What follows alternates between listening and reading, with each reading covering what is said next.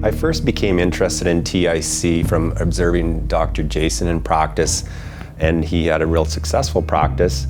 But I'd watch and I thought, wow, that guy has such certainty in what he does, but what he was doing was so subtle. Yeah, I think that is making some changes with me. And then a few more times, and I'm like, yeah, you know what? This really works. And after, being in practice for 20 years, my body was getting sore and tired. So I was looking for something different. TIC seemed to be really effective and really easy on the body.